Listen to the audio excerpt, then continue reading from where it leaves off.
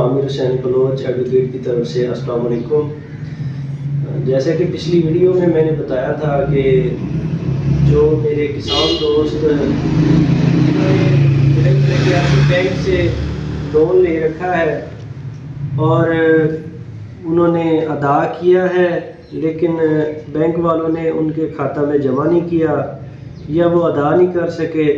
तो बैंक वाले उनको गिरफ़्तार करने के दरपे हैं। और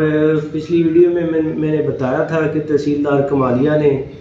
3-4 लोगों को गिरफ़्तार भी किया और कुछ घंटों के लिए उन्हें हवालात में बंद भी रखा और फिर बाद में उनको रिहा कर दिया। तो मैंने आप सब दोस्तों को आगाह किया था कि वो लोग फ़ौरन बैंकिंग कोर्ट से रजू करें और जिससे आपको खातिर खा फ़ायदा मिलेगा, जिनमें से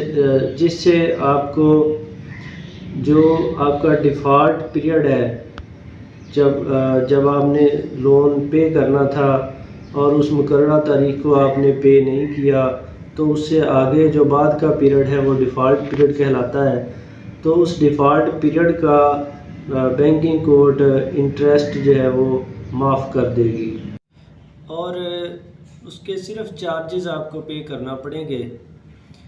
अब मेरी आज की वीडियो जो सबसे अहम पैगाम मैंने आपको देना है वो ये है कि दर्जनों लोगों ने मुझसे रब्ता किया और मुझसे मशवरा भी किया, फ़ाइलें भी आई मेरे पास। तो जो चीज़ आपसे मैं शेयर करना चाहता हूँ वो ये है कि कुछ पेमेंट्स उन्होंने की तो बैंक वालों ने उन्हें रसीद नहीं दी, ठीक है, और कोई नोटिस बैंक वालों ने जारी नहीं किए। सेक्शन 15 है financial institutions recoveries of finances ordinance 2001, जो कि ये कहता है कि बैंक वाले पाबंद हैं कि आपकी जो मॉर्गेज्ड प्रॉपर्टी है उसको अगर वो सेल करके अपनी लोन अमाउंट रिकवर करना चाहते हैं तो वो आपको पहले नोटिस जारी करेंगे, उसके बाद दूसरा नोटिस और फिर तीसरा नोटिस। फाइनल नोटिस जो तीसरा नोटिस होता है उसमें 1 माह का टाइम होता है। तो फिर उसके बाद अगला प्रोसेस पब्लिकेशन का है कि वो कानूनन है कि वो आपकी मॉर्गेज्ड प्रॉपर्टी सेल करके लोन रिकवर कर सकते हैं या वो बैंकिंग कोर्ट से भी रजू कर सकते हैं। अब जो ज़्यादती हो रही है और जो बैंक वाले आपके साथ कर रहे हैं, अगर आप बैंक के लोनी हैं और आप डिफ़ॉल्ट कर गए हैं, तो जो ज़्यादती हो रही है आपके साथ वो ये है कि वो आपसे बहुत ज़्यादा एक्स्ट्रा अमाउंट्स डिमांड कर रहे होते हैं जो कि किसी कानून और कायदा में ना है, ठीक है। मिसाल के तौर पर वो आपको स्पोकन डिमांड करते हैं, ऑरली डिमांड कर रहे होते हैं कि भाई आप इतने जमा करवाएं, या आपको एक पर्ची पे लिख देंगे या आपको टेक्स्ट मैसेज कर देंगे, कोई लीगली नोटिस आपको जारी नहीं करते और क्या करते हैं कि उसको रीशेड्यूल कर देते हैं। अब रीशेड्यूल का बता दूं कि वो कतन कानूनन नहीं है, वो गैर कानूनी है, ठीक है, और कोर्ट ऑफ लॉ इसको नहीं मानती।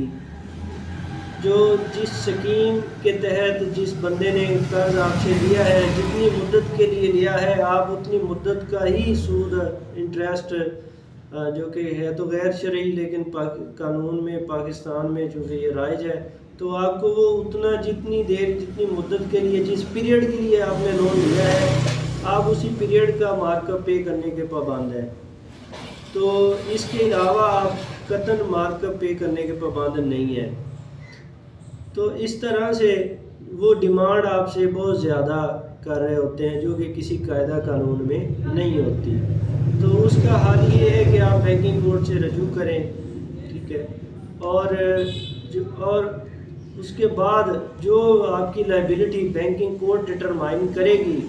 वो आप कोर्ट में भी पे कर सकते हैं। और जो आखिरी बात आपसे करना चाहता हूँ वो ये है कि जो ये नोटिस, अगर आपकी मॉर्गेज प्रॉपर्टी को सेल करना चाहें तो उससे पहले जो इन्होंने नोटिस भेजना होता है, उस नोटिस से भी पहले अब 2018 में चूँकि financial institutions recovery of financial ordinance 2001, तो इसके रूल्स जो 2018 में तश्कील पा चुके हैं, तो उनको फॉलो करते हुए ज़रूरी है कि ये नोटिस भेजने से पहले ऑडिटेड रिपोर्ट आपकी लायबिलिटी जो डिटरमाइन करेगी, तो वो बैंक वालों के लिए वो हासिल करना ज़रूरी है। और ऑडिटेड रिपोर्ट से जो आपकी लायबिलिटी डिटरमाइंड हो चुकी होगी वो फिर आपसे डिमांड कर सकते हैं, या फिर वो कोर्ट में जाएं और जो कोर्ट डिसाइड करेगी वो आप पे करने के पाबंद हैं। तो ऐसी सूरतों में आप हरगिज़ इनकी ज़ुबानी या हैंड रिटन डिमांड्स पर इनको हरगिज़ पे ना करें। अगर कुछ पे करना है तो उसकी रसीद लाजमी लें। बहुत शुक्रिया।